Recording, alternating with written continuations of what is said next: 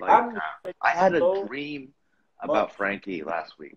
I had a dream I about Frankie. I have had several dreams. I miss Frankie in Hong Kong, and understandably, a lot of our friends were like, I don't miss Frankie. Look at, and I'm just like, dude, look, I understand why you're saying you don't miss Frankie. I Yeah. understand, but of course I miss Frankie. Of course I miss. Are you kidding me? Yeah, he was one of my best friends. Dude, the And guy, he was such a gentle visionary, you know? Like, oh yeah, and he Frankie is a perfect example of nudging by example. yes, and he is without like, and I've said this before, but best Cardist alive is based on Frankie and Alejandro.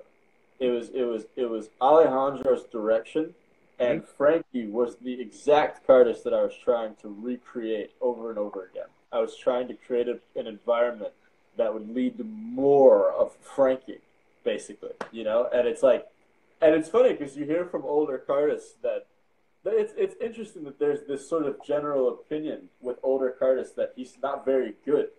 Like What? Like, you'll hear older have Cardis you watched his shit? like they'll say he's not very original. That I've heard people say that Windchill is not very good. And I'm just like, I think man, if anything, it's putting their perspective is putting the priority of novelty over, like, just what it is to be a good yeah, flourisher. One of the best flourishes that came out for me in recent years is Bender by Dimitri, because I think that for me yeah, that exemplifies like what it is to be a flourisher, because there's stuff in there where it's not even about, like, using mechanics, but just about theatrics. And it's when I saw that, it just changed so much for me because it's a fourth dimensional object.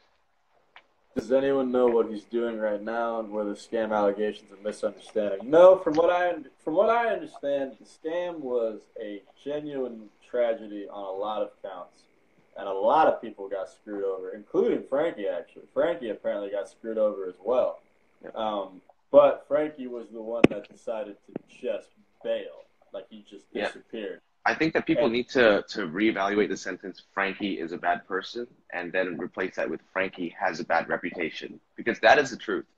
yeah, That is the truth. You don't know Frankie Frankie at had all to say he's a bad person. You don't yeah, know what he's been through. You don't know what he's like. You don't know, like, how he is face to face. All you know is his right, reputation. So Frankie has got a bad reputation. Chase has got a bad reputation right now. right. I've got a terrible reputation for all the shitty joke tricks that I do, but I'm happy. I'm fine with that. You know. Uh, I think it really does tie back to the idea. It's kind of like a one strike you're out situation where it's like once they get one thing on you, I know what you are now, and it's fine. Like, don't get me wrong, we're not trying to create an environment where we're like, hey everybody, like, you know it's okay, what Frankie did is okay, because It's it's not not okay. okay. It isn't. It's not okay, but you have to understand what led up to it and what that really was. But it's a shame. But Sam asked earlier, who do I think is the closest to Frankie right now, style wise? And that's tough to say. Um, but I'd say that the purest extension of what Frankie believed in goal, um, in that he was the only thing that Frankie had on Noel was that Frankie was also a tremendous packet cutter. Um, and that's rare. Like, you don't see people that are that good generally at cardistry, at classical cardistry, and also can create very modern, contemporary cuts. And he was just incredible. Yeah. But I mean, there's also me. yeah, yeah, oh yeah, yeah. I mean, you do have that. You created so much general shit at one point as well. Like, you had damn straight was such a strange thing to me when I first. It was strange. Damn straight was me trying to find a way out of the compromise because people would come up with five packets of stuff that was just crooked, and I was like, it doesn't have to be that way. You know, you can actually have like a performable, like, straight structure. Like, I felt the same way about Mercedes when I first. Oh, Mercedes is great. Everyone says it's great. When I first saw it, it's so funny because that's exactly what Chase says too. Chase is like, "Yo, when I first saw Mercedes, I was like, ugh, it's so good." And for me, it's funny because when I first saw Mercedes, my actual first opinion was, oh, so you're just allowed to just do anything. Like, oh, you can just hold them. Like, and Yeah. that's cool. Like, oh, so you can just sit. Like, you can just. Like, it was inspiring because I thought I could do that easily. Yeah. What did Franky do? Franky sold a bunch of Saturns on wholesale, essentially, and then he apparently did not ship a bunch of cards out to a lot of people, and he didn't pay Chris Severson for his services relative to the project. Is how the story goes. What actually happened? I don't think anybody's ever really going to know the full series of events. I've heard the story told many times from many different biased perspectives. So I know that whatever I'm hearing is coming from this person, from that. I'll never know what really went down. But that's essentially what happened is a lot of people owed money. That other Chinese deck totally screwed him over, apparently. But I heard the other day some interesting information. I heard that apparently he actually gave them permission to print that deck. Oh, the which one was that? Which is the other Saturns?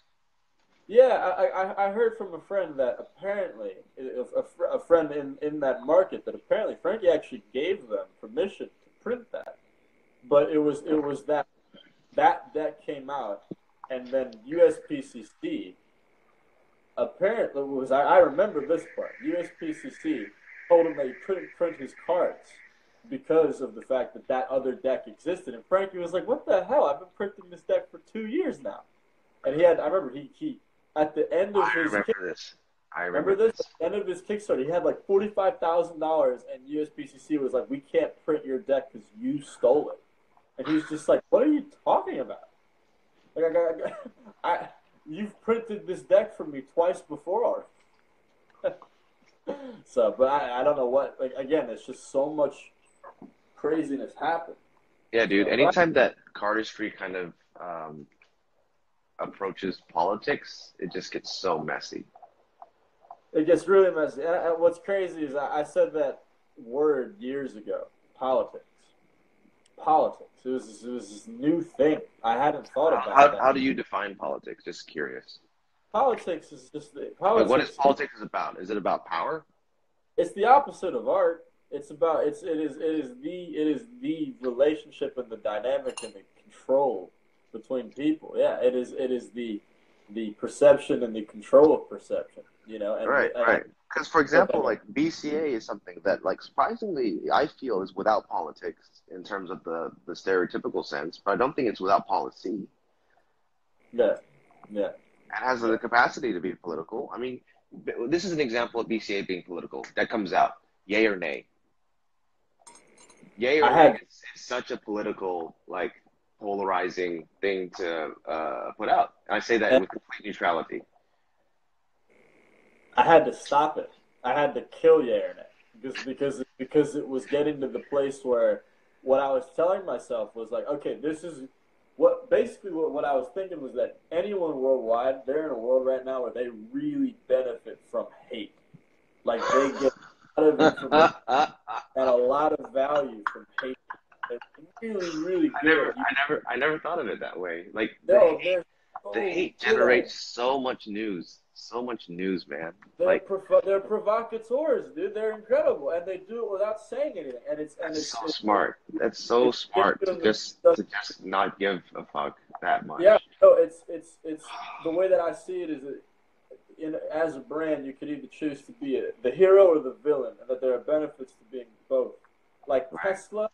Tesla's trying to be the hero. Like they're trying to have this like ethical, like we're on the good side vibe to them. Yeah. And that's sort of a similar characteristic that BCA had for a long time. It's like we're the good guys. Yeah. But then there's that villain aspect. Dude, BCA is what I proffered with CardistryCon 2015, which is the Avengers Initiative. BCA is the Avengers Initiative. But then again, who's Thanos right now? No. Yeah, that's what I'm saying, dude. I honestly have no idea what the current power dynamic is, and it's yeah. crazy. And again,